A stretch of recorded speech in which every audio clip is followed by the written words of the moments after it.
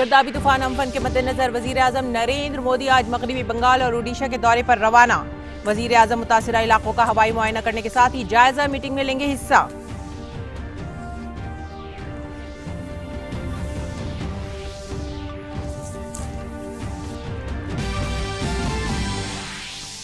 Super cyclone Amphan के बाद मगरबी बंगाल और ओडिशा में राहत और बचाव का काम जारी। मगरबी बंगाल में तूफान के सबब 72 लोगों की मौत। बांग्लादेश में तूफान के सबब कई इलाके जेर-ए-आब। शुमाली बांग्लादेश में डीप डिप्रेशन में तब्दील हुआ गर्दाबी तूफान।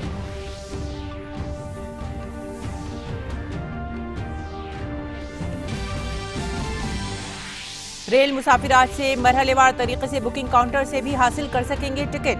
कॉमन सर्विस सेंटर और एजेंट के जरिए भी आज से होगी टिकटों की बुकिंग। तय जवाबित के तहत चलाई जा रही हैं श्रमिक ट्रेनें।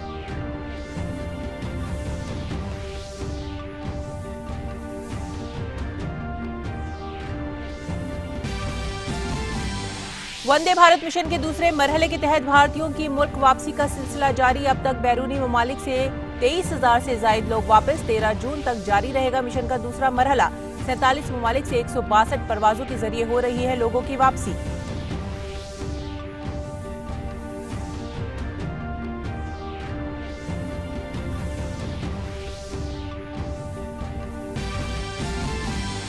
भारत में कोविड-19 के 66,330 एक्टिव मामले, 48,533 लोग सेहतयाब, जबकि 3,583 लोगों की हुई है मौत।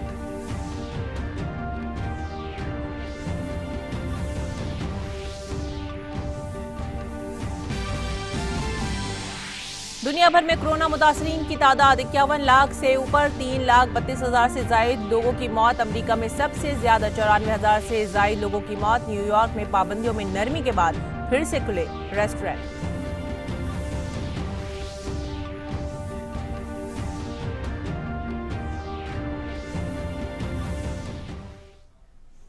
आदाब नाज़रीन, उर्दू खबरों में आप सभी का खैर मकदम है। नजर डालते हैं इस वक्त की अहम खबरों की तफसीलात पर।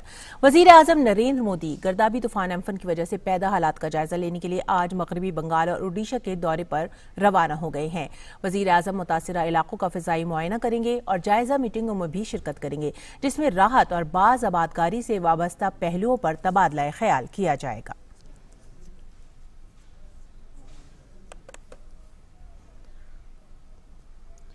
वजीर आजम नरेंद्र मोदी गर्दाबी तूफान अम्फन की वजह से पैदा हालात का जायजा लेने के लिए आज मगरबी बंगाल और ओडिशा के दौरे पर रवाना हो गए हैं। वजीर आजम मुतासिरा इलाकों का फिजाई मुआयना करेंगे और जायजा मीटिंगों में भी शिरकत करेंगे, जिसमें राहत और बाज आबादकारी से वाबस्ता पहलुओं पर तबादला ख्याल किया जाएगा।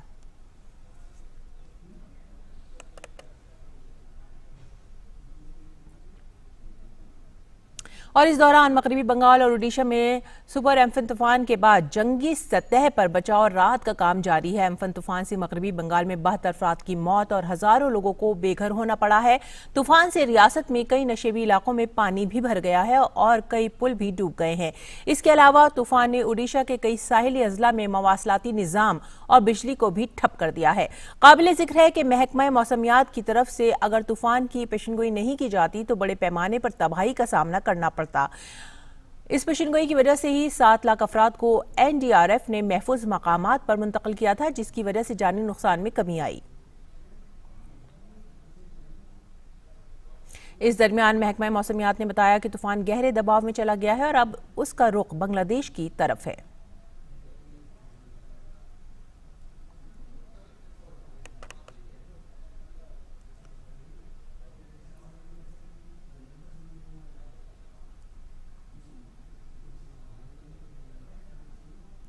और वजीर आजम के मगरबी बंगाल और ओडिशा के दौरे के सिलसिले में मजीद तफसीलात के लिए आइए बात करते हैं कोलकाता में हमारे नुमाइंदे स्नेहाशीष सुर से।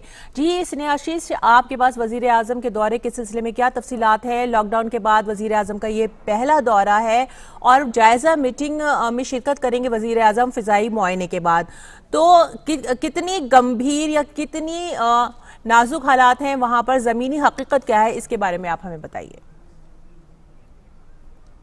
हाँ सदिया, आपने सही बताया कि वजीर आज़म मगरबी बंगाल पे आ रहे हैं। कुछ ही देर पे यही कलकत्ता के नेताजी अंतर्राष्ट्रीय हवाई अड्डा में यहाँ उनकी अवतरण होगी, उनकी अगवानी की जाएगी और उसके बाद वो एरियल रिव्यू, जैसे हवाई जहाज़ से वो जायजा लेंगे और रिव्यू मीटिंग राज्य सरकार के साथ रिव्यू मीटिंग भी करेंगे। अभी राज्य सरकार के लोग और पॉलिटिकल पार्टीज़ के लोग, भाजपा के लोग भी पहुंच रहे हैं और ये उनका विज़िट काफ़ी अहम है क्योंकि ये लॉकडाउन के जरिए उनका पहला विज़िट है। जैसे उन्होंने वज़ीर आज़म ने ट्वीट पे कहे थे कि इस समय में सारा देश पश्चिम बंगाल के जो लोग पीड़ित हुए हैं उनके साथ है और उनका विजिट ये प्रमाण करता है कि सचमुच सारा देश उनके साथ है। लोग देखेंगे कि प्रधानमंत्री, मुख्यमंत्री यानी कि सरकार तथा राष्ट्र जो है वो साथ में जो पीड़ित लोग हैं उनके पास है। तो यही खूब अहम बात है उनका विजिट का।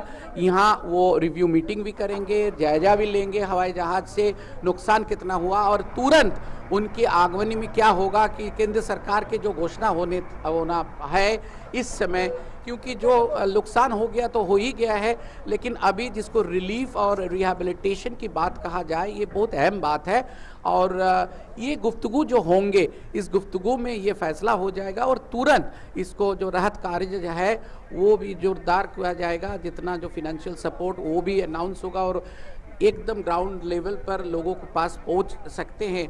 तो इसमें से सरकार की एक सदिच्छा जो है वो व्यक्त होते हैं। जैसे आपने देखे हैं कि एनडीआरएफ और सारे लोग एसडीआरएफ वो लोग काफ़ी यहाँ मदद किए हैं और ये तूफान चले जाने का बाद भी एनडीआरएफ का 4 टीम्स चेन्नई और पुणे से आज आ पहुँचे हैं।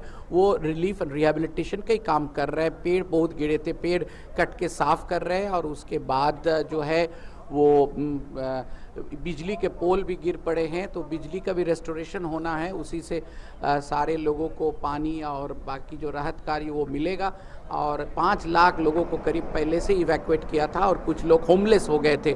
ये दोनों मिला के 7 लाख लोगों को पास अभी राहत पहुंचना ये काफ़ी ज़रूरी है और उनका जैसा उनका स्थिति था उस स्थिति में पहुंच देना इसके लिए सरकार या केंद्र हो या राज्य हो ये बहुत ही ज़रूरी है और वो आज की गुफ्तगू से, आज के उनका आगमन से यही साबित होगा। सादिया जी, इसने आशीष 72 अफराद की मौत हुई है। इसके साथ ही कई इलाकों में बिजली और जो कम्युनिकेशन लाइन से पूरी तरह से ठप हैं। 83 दिन बाद वजीर आजम बाहर निकले हैं, लॉकडाउन के बाद किसी रियासत का वो दौरा कर रहे हैं। इसी से हालात का अंदाज़ा लगाया जा सकता है कि वहाँ पर हालात काफ़ी संजीदा हैं। ऐसे में रियासती हुकूमत के साथ मरकज़ मिलकर किस तरह के राहत और बचाव काम के लिए इक़दाम कर सकता है, किस तरह के ऐलानात हो सकते हैं जायज़ा मीटिंग के बाद और किन चीज़ों की ज़रूरत है कि तेज़ी के साथ लोगों को राहत पहुंचाई जाए। हाँ सादिया, जैसे आपने बताया है कि राहत की बात सबसे बड़ी बात है इस समय और ये एनडीआरएफ की टीम है, उसके साथ एसडीआरएफ जो राज्य सरकार की टीम है, ये टीम जो पीड़ित इलाका है, जो तटवर्ती इलाका है, जो दक्षिण 24 परगना, उत्तर 24 परगना, पूर्वी मिदनापुर, कलकत्ता और उसके बाद जो गए हैं इधर से जिस तूफान गए हैं हावड़ा, हुगली, बर्धमान और नदिया और 24 परगना सारे जगह में उन्होंने इसने नुकसान किया है। और नुकसान में जैसे बताया कि पेड़ काट के रास्ता मतलब कम्युनिकेशन चालू करना, उसके बाद बिजली का संस्थापन करना, ये सबसे बड़ी चुनौती है सारा राज्य में और खासकर कलकत्ता में। अभी तक काफ़ी जगह है जहां पेड़ पोल के साथ गिरे हैं, इसीलिए इलेक्ट्रिसिटी बिजली का अभी भी पहुँचा नहीं, व्यवस्था चालू नहीं हुआ और उसके कारण पानी का घटा हो रहा है, उसके कारण दूर संचार के कम्युनिकेशन फैसिलिटीज़ का प्रॉब्लम हो रहा है। ये प्रॉब्लम साधारण जो सामान्य जनजीवन ये हो नहीं पा रहा है और बहुत लोग कोरोना के समय वर्क फ्रॉम होम कर रहे हैं, उसके लिए ये सब काफ़ी ज़रूरी है। तो ये कोशिश चल रहा है। म्यूनिसिपैलिटीज़ का टीम जो है, राज्य सरकार की टीम है, एनडीआरएफ की टीम है, एसडीआरएफ की टीम है, कोलकाता कॉरपोरेशन की टीम, सीएससी का टीम। लेकिन बिजली का संस्थापन की बात कहा जाए तो अभी भी 36 घंटा होने के बाद राजधानी कलकत्ता में भी काफ़ी जगह में बिजली नहीं आ पाया है। इसके कारण है कि काफ़ी जगह में पेड़ के साथ बिजली का पोल गिर पड़ा है, उसीलिए ये हो रहा है। और इस समय ये वज़ीर आज़म और वज़ीर आला दोनों का मतलब प्राइम मिनिस्टर और चीफ मिनिस्टर का एक विज़िट जो है वो सरकार की तरफ से राहत के मतलब इस पे जो पीड़ित लोग हैं उसके पास जाना, उसको क्या तकलीफ है उसको महसूस करना और तुरंत जिसके फंड्स की ज़रूरत है, कोई सपोर्ट की ज़रूरत है, इंफ्रास्ट्रक्चर की, उसका व्यवस्था करना, ये काफ़ी गुरुत्वपूर्ण है। लॉकडाउन के अंदर प्रधानमंत्री के, वज़ीर आज़म के ये पहला सफ़र है। इसको ये बहुत ही सिग्निफिकेंट अहम लग रहा है कि ये, क्योंकि इसके कारण ये पीड़ित लोगों के पास जाना सरकार के तरफ से ये बहुत बड़ा संकेत दे रहा है। सादिया जी, शुक्रिया स्नेहा आशीष, आपने काफ़ी तफसील से हमें बताया कि वज़ीर आज़म की ये विज़िट, ये दौरा नहायत अहम है क्योंकि ज़मीनी हकीकत का जायज़ा लेंगे वज़ीर आज़म। उसके बाद जायज़ा मीटिंग में वो शिरकत करेंगे और उसके बाद तेज़ी से जंगी सतह पर राहत और बचाव काम जो अभी भी किया जा रहा है उसको आगे जारी रखा जाएगा।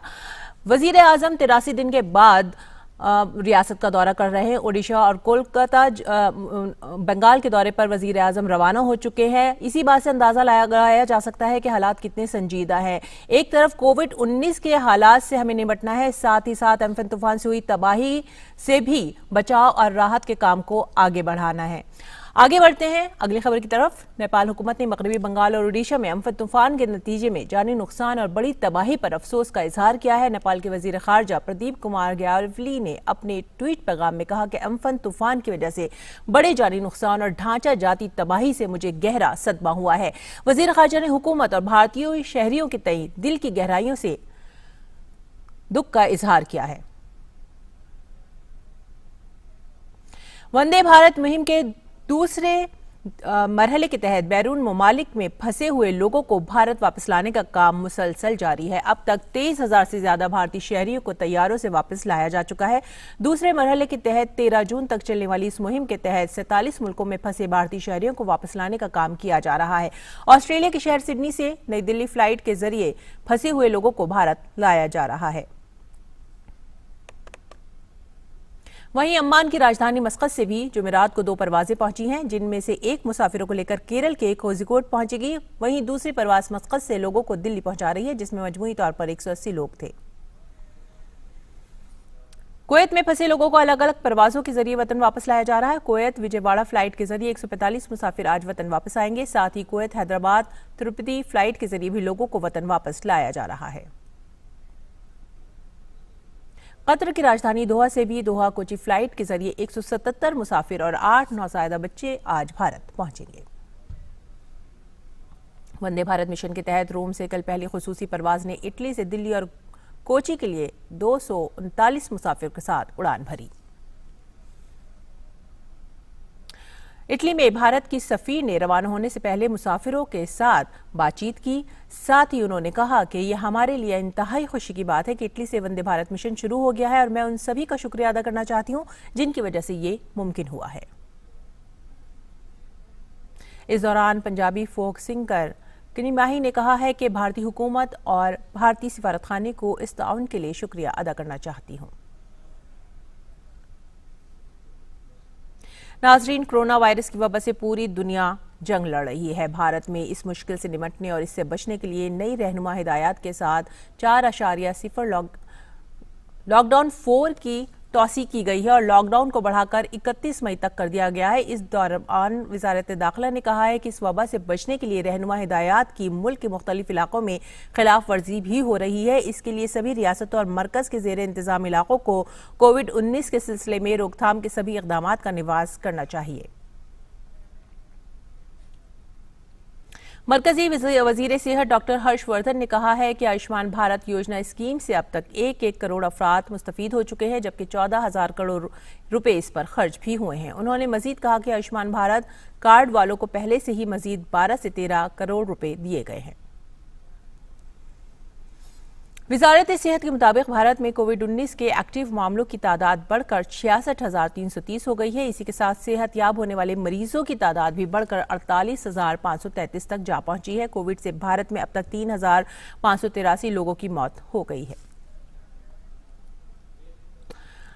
सदर जमहूरिया रामनाथ कोविंद ने पहली मर्तबा वीडियो कॉन्फ्रेंसिंग से गैर मुल्की सिफारतकारों के तारुफी मकतूब मंजूर किए हैं। राष्ट्रपति भवन की तारीख में यह पहला मौका है जब वीडियो कॉन्फ्रेंसिंग के जरिए सदर जमहूरिया ने सिफारतकारों के तारुफी खतूत मंजूर किए हैं।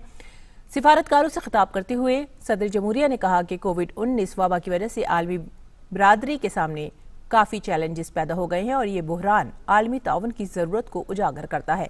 उन्होंने कहा कि भारत मुख्तलिफ ममालिक को इस वबा से लड़ने में ताउन देने में सरगर्म रहा है। सदर जमहूरिया ने कहा है कि कोविड-19 की वजह से पैदा चैलेंजेस निकलने में डिजिटल टेक्नोलॉजी की दुनिया के लिए मददगार साबित हो रही है और इसी वजह से जदीद तरीक़ाकार से काम करना मुमकिन हो सका है। आगे बढ़ते अगली खबर की तरफ। भारत ने चीन के भारतीय फौज पर सिक्किम और लद्दाख में एक्चुअल कंट्रोल लाइन पार करने की सरगर्मियों के इल्जामात को मुस्तरद कर दिया है। वजारत खारजा ने कहा है कि भारतीय फौज सरहदी बंदोबस्त से मुतालिक बहुत जिम्मेदारी से काम करते हुए मुल्क की यकजहती और सिक्योरिटी की हिफाजत कर रही है। वजारत खारजा ने मजीद कहा कि ये कहा जाना कि भारतीय फौज ने सिक्किम सेक्टर या मगरबी सेक्टर में एक्चुअल कंट्रोल लाइन पार करने की सरगर्मियां अंजाम दी हैं सही नहीं है। भारतीय फौज भारत चीन सरहद पर एक्चुअल कंट्रोल लाइन के निशानजद दायरे से वाकिफ है और उस पर सख्ती से अमल भी करती है। उनकी तमाम सरगर्मियां कंट्रोल लाइन के भारत के दायरे तक महदूद हैं। भारतीय फौज सरहद से मुकम्मल तौर पर वाकिफ है, बल्कि चीनी अफवाज ने भी भारतीय दस्तों की तरफ से जारी गश्त में रुकावटें डालने का काम किया है।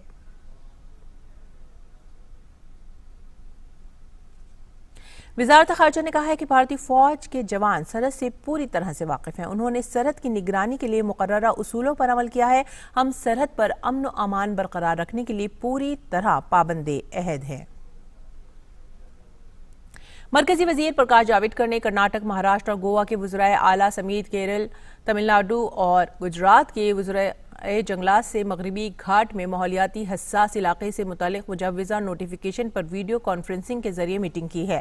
मरकजी वजीर ने अपने ट्वीट पैगाम में कहा कि यह बातचीत बड़ी हद तक समरावर रही है, क्योंकि तमाम रियासतों ने मगरबी घाट के मफाद में माहौलियात के तहफ़्फ़ुज़ को बरकरार रखने के लिए इस नोटिफिकेशन पर जल्द अज जल्द अमल आवरी करने की ख्वाहिश जाहिर की है। आगे बढ़ते हैं। अमेरिकी सदर डोनाल्ड ट्रंप ने कहा है कि कोरोना बुरहान के वक्त में सभी पहलुओं पर तवज्जो देते हुए जल्द ही गिरजाघरों को खोले जाने के बारे में नई हिदायत जारी की जाएंगी। काबिल जिक्र है कि दुनिया में कोरोना से सबसे ज्यादा मुतासिर अमेरिका में मरने वालों की तादाद 94,000 से ज्यादा हो चुकी है, जबकि 15,76,000 वहां पर मुतासिर हैं। अमेरिका में 2,98,000 लोग इस वबा के बाद सेहतयाब भी हुए हैं। दूसरी तरफ न्यूयॉर्क शहर में रेस्टोरेंट्स कोरोना से मुतालिक सभी शराइत पर अमल करते हुए फिर से खुल रहे हैं। वाज़ेह रहे कि दुनिया भर में कोरोना मुतासरीन की तादाद 51 लाख से ज्यादा हो गई है, जबकि 3,32,000 से जायद लोगों की मौत हो चुकी है। अब माह रमजानुल मुबारक और इस दौरान कोरोना से एहतियात से मुतालिक खबरें।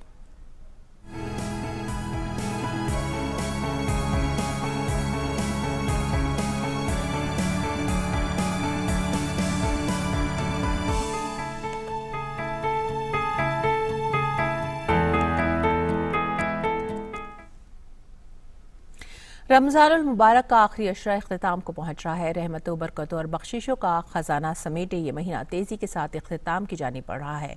यूं तो माह रमजान का एक एक दिन सफ़ात और बरकत से मामूर है, मगर इसके आखिरी अशरे की अहमियत कुछ खास ही है। पेश है ये report.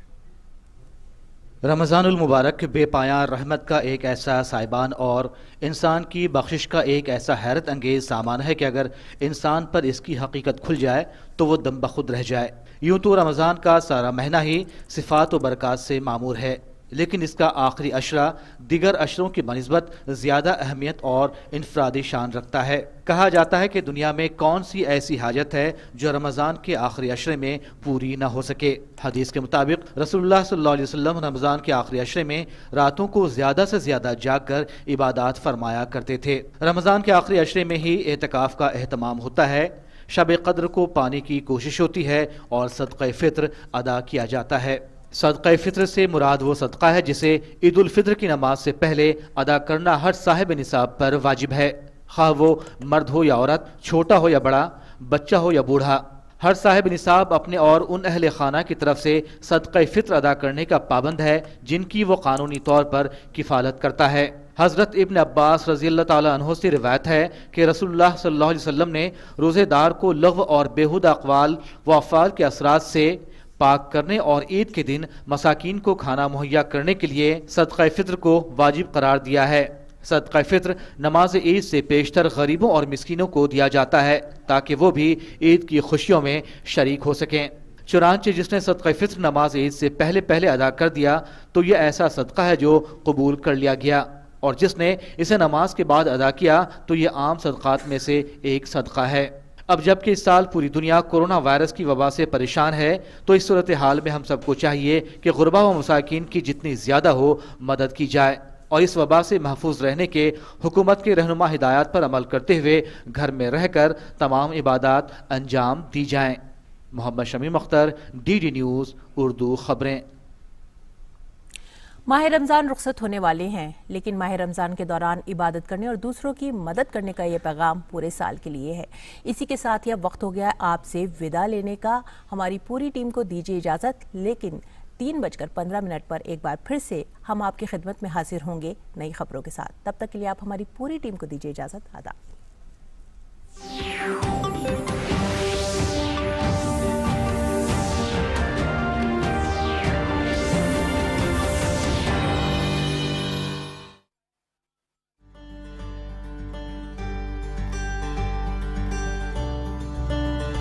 The COVID-19 pandemic has affected all of us and causes a lot of fear and panic and of course stigma. What are the 5 ways in which we can reduce stigma? The first, use proper terminology. Use terms like affected by COVID or recovering from COVID rather than the terms victim. Number 2, make sure that you do not disclose information about people who are affected by the illness or who've been quarantined, and be supportive to them. Number 3, avoid sharing rumors which are unauthentic information. Make sure you go to the Ministry of Health and Family Welfare or WHO website to have the proper information about the illness. Number 4, do not create panic and fear. Do not use words like the world is going to end, all of us are going to die. Instead, share positive stories of people who are recovered and people who are helping each other. And finally, a plea to decrease stigma is to make sure that you enable health workers, sanitary workers and the police to work respectfully.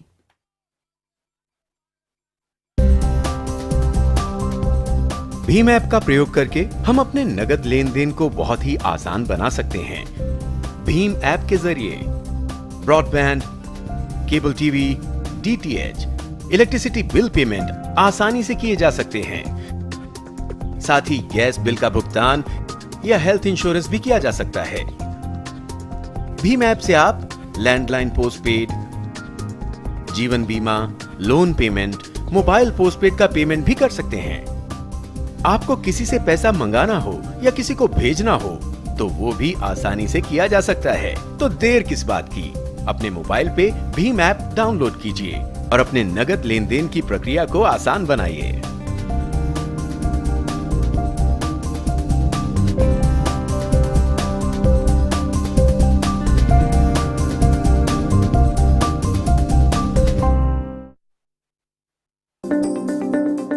कोविड-19 के चलते ज्यादा से ज्यादा लोग digital transaction का प्रयोग कर रहे हैं। डिजिटल ट्रांजैक्शन में सबसे सेफ एंड सिक्योर मोड है इंटरनेट बैंकिंग। इंटरनेट बैंकिंग के 3 इंपॉर्टेंट टूल हैं।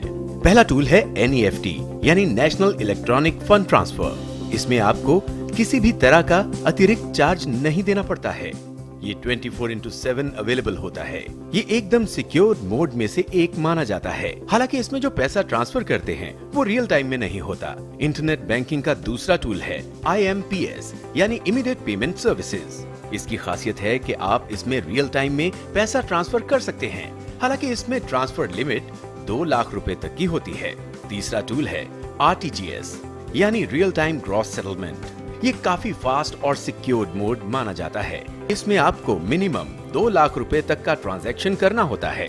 जब भी आप ऑनलाइन ट्रांजैक्शन करें, सिक्योर्ड मोड ऑफ पेमेंट यानी कि NEFT, RTGS या IMPS के माध्यम से ही करें ताकि आपका ट्रांजैक्शन एकदम सेफ एंड सिक्योर्ड रह सके।